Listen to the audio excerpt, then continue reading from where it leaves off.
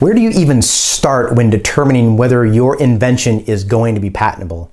It's two words: prior art. To get a patent, your invention must be new and non-obvious over the prior art. So understanding what prior art is and how it can be used against you is critical in understanding whether or not your invention can be patented. In this video, I'm going to give you all the information you need to know about prior art, how it can and can't be used against you, and some common myths about prior art that derail most people. So on a basic level, prior art is any technology disclosure that existed before you filed your patent application. Most of the time, this is going to be issued patents, the publications of issued patents, or it can be publications of pending patent applications. But really, prior art can be any sort of technology disclosure. It could be physical products, it could be product catalogs, it could be scientific papers, it could be blog posts, it could be YouTube videos like this. Anything that discloses technology, how it works, can be used as prior art. Before I get into two critical myths about prior art,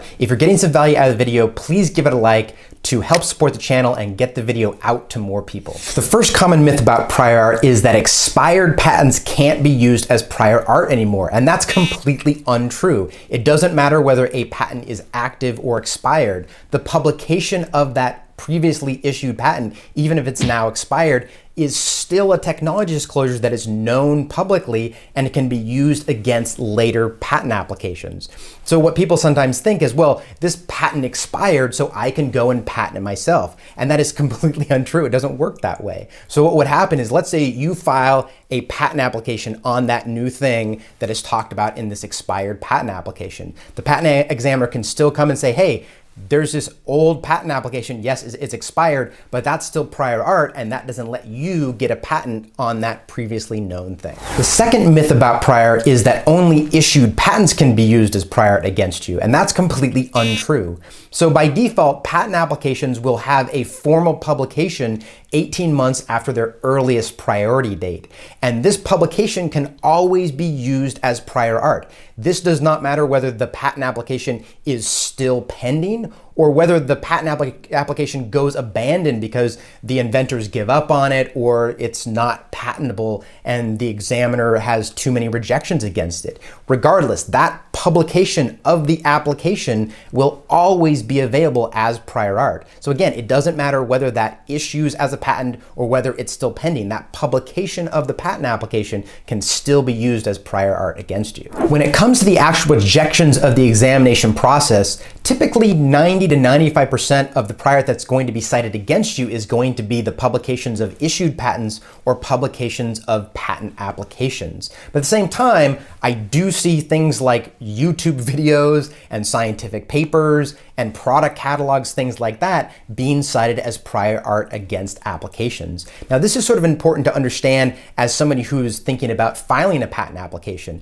because typically the prior art that's going to be cited against people is going to be pending applications or issued patents. The best offense is a good defense. So by having a publication of your pending patent application, whether it issues or not, it's really important to do that so that that can be used as prior art against other people. Even if you have an earlier product, or if you disclose something, say in a blog post or something before somebody else comes out with something and they try to patent it, but a lot of times the patent examiner is not going to find those other things. They don't have a lot of time to search for that stuff. So the best way to stop other people from patenting things is to file your own patent application so that it publishes, whether it's a publication of the application, and then hopefully when it issues, those then will be used against other people as prior art. Understanding what prior art is really only half the battle. You have to also understand how patent examiners are going to use this prior art that they find to reject your application for not being new or being obvious in view of the prior art. So click this video right here. This has everything you need to know about novelty rejections and how to overcome them. And then this video has everything you need to know about obviousness rejections and how to overcome those. Also, please like the video and help support the channel and get this in front of more viewers. Thanks.